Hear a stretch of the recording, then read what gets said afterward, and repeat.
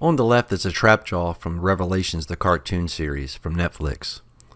Wasn't a big fan of this Trapjaw, but it was the only one we had. If I'd known there was going to be another one coming out from New Eternia, I would have waited and probably got that one. Maybe. But I don't know. So in this one here, I try to go back to the classics, the classics from back in the day, those figures, but there was a variant. And I was trying to go based off that one, as well as the cartoon series from back in the 80s of the He-Man, the cartoon.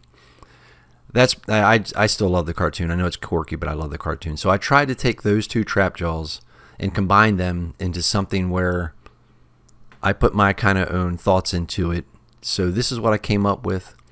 Try to keep it clean and nice and smooth, and just simple applications and relatively easy. But here's the paints that I used, and thanks for watching. So like I mentioned, I want to get to the classic looking version of Trapjaw, if possible. I know this is a little different, kind of the same, but it's a little different.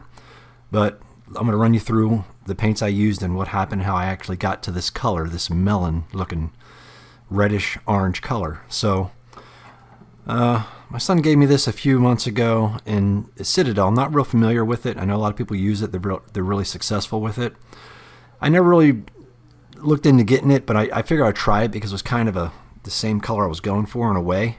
It's a little more orange, and we'll get to that's the funny part about that is that I shook it up really good, like my other paints, like Citadels. That doesn't come with the ball inside the bottle. I bought some Warhammer titanium balls, and I put them in there just to keep it from, clumping up maybe when you're shaking it and breaking any clumps that may be sitting there because it's been sitting for a while. But this here has been sitting in my back room for quite a while, so I shook it up really good. Well, at least I thought it was good. So then I opened the top up and I poured it inside my mixing cup or mixing glass, and then cut it with some distilled water like I do everything else, and it came through the airbrush really fine, really nice, and no problems at all. And when I got done towards the end, it started getting more orange, and as I was spraying it, it kind of looked like this color, but it was getting more orange, orange, orange, and orange, more like it just like this.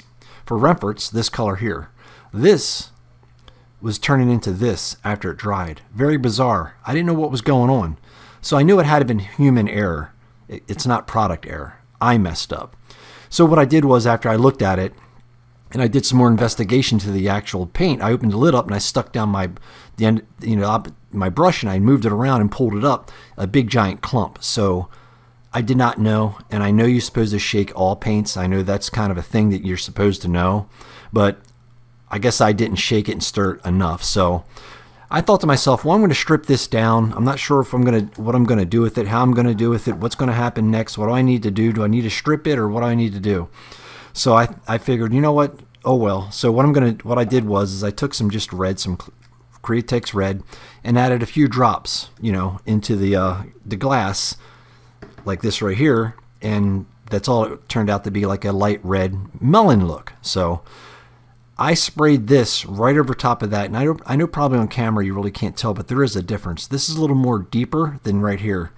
I got lights and stuff going on, but it looks the same, but it's really not. It's kind of weird, but I went right over top that opaque looking orange color, and it gave me this melon look that I was really happy with.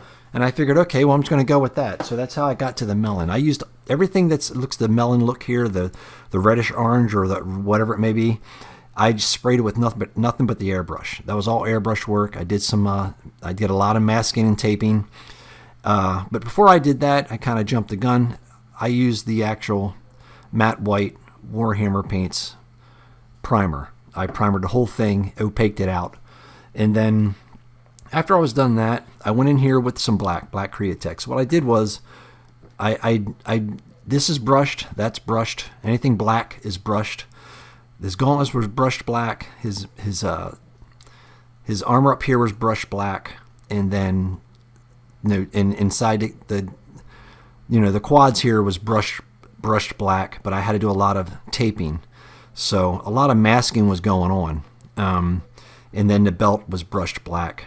And I know typically no matter what series or variant Trapjaw is, he had black shoes, but I kind of like the boot being all one color. I don't know why. I just that color was so strange, I thought it was kind of neat. And I was going for the, like I said, the trap draw variant in the classics in the cartoon series. But after I did that, it just took some time, and I brushed. You can see that it took a very smooth application, but very, very thin coats with this airbrush paint to get it to be this smooth. It wasn't no technique I did. I'm not skilled by no means, but it definitely, you can see there's no brush marks, no scrapes or anything like that, because I didn't thin it out. I went straight out of the bottle and went very thin applications with a soft brush. So after I did that, I went in with the green. Now this green, DecoArt, I don't know how long this has been out, but I tell you right now, if you're going to go for the metallic look, this is a great color. This is a great line right here from DecoArt. I was not really big into DecoArt. I love folk art, but DecoArt I was not too much into. I got some stuff back there, but since I've been using this DecoArt, I got a couple other colors I used before.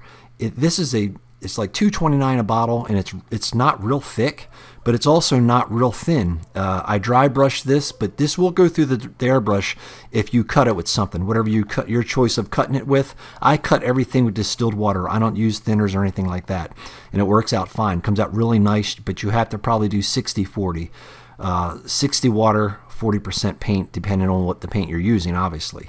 But this stuff will go through your airbrush really nice. But I actually used what I used with this color. I used with the belt.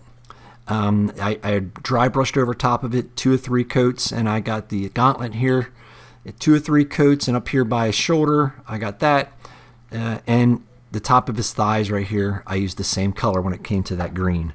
Then after the green came in, like I said, I do love this extreme sheen deco stuff.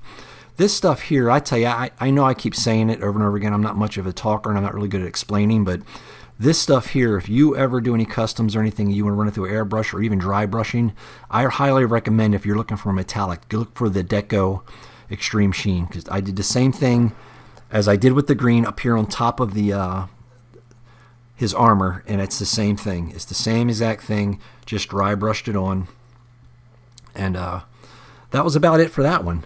And then when I was done with all that, I came in with this wonderful, I love this. I know it sounds stupid by saying it's wonderful, but I can't tell you how much, I'm almost out of this. I've had this for quite some time. Model Air Silver, this is my silver to go to. I tried other silvers, this is the best silver, but it's very demanding, meaning that whatever you get it on, it's going to stick, and it's going to be it covers very well, so be careful if you ever happen to use this, but this is great. Airbrush wise, paint wise, brush wise, dry brush wise, it's great.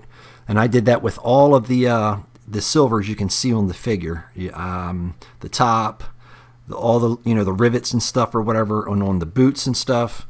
All that was just that silver, nothing really hard, no big deal. Even on the accessory that I probably won't even use, I made it real simple and straightforward, like simple as possible, but also clean as possible, and I'm happy the way it kind of turned out. But now onto the face. I'll get another close-up here in a second.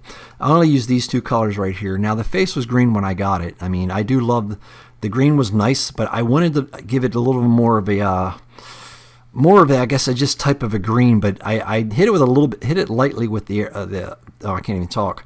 The primer, just very lightly. Not I didn't opaque it out, and I hit it with this, and then I went over. I missed it with this, and then I lightened it up with some white. Any white will do.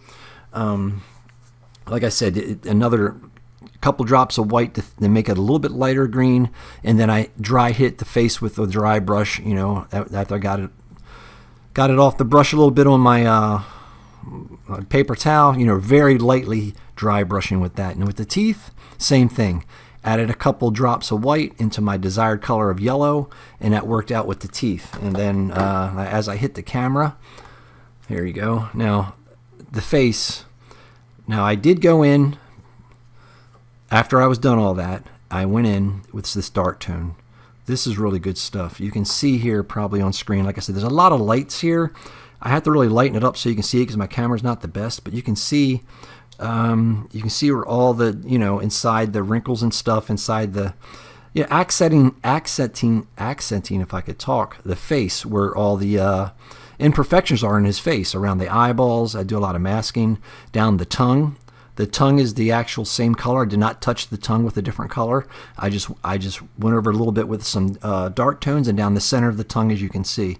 But it were, I think the separation with some of the dark tones in the face and the eyeballs really made it look, made it look completely different than what it was with this high gloss, just straight green on the face. But it still was a good looking figure, but I kind of took it to where I wanted it to be, where I needed it to be for me. Real plain and simple. I know it's not complete accurate, but it's similar to my liking. So thanks for watching, and I'll see you on the next one. All right, before I leave, I figure I'd do a couple comparisons that I did on the channel already. If you want to check those out. If not, that's cool. But I appreciate you checking this video out, like I said. But this is my Orko Man. It has a Skeletor body with the Revelations Orko and Skeletor body from Revelations. Just made it different colors, made it kind of fit Orko's, what he would look like if he was a human. And the skulls I got from the home store for 99 cents, and I cut the heads off and routed them out and shaved them out to fit his boot. So that's Orko. And then Skeletor here with Shao Kahn is the body that I used. I thought that was kind of neat to do something completely different, you know what I mean? So, and the Skeletor head that came with the armor Skeletor, I think it's New Eternia, I believe. The second wave or something like that. But yeah, this is on the channel as well. And then I got me Beastman.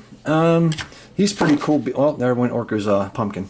Their Beastman, he's okay. He's all right. I like the newer Beastman better, but this was, like I said, this is from a few years ago, a couple years ago. But that's on the channel as well. And then the last one, something I wasn't really fond of in the cartoon was the Skelegod. Well, I made mine a Heligod. I copied off the, kind of a Hellboy theme, went, with the darks and reds and stuff like that. And the face came from the Skeletor Origins, the 5-inch line. And I got some milliput and tried to make a skull myself and just pushed it in there, shaped it out. And the horns came from the staff that the Heligod had, or Hellscore, whoever his name is.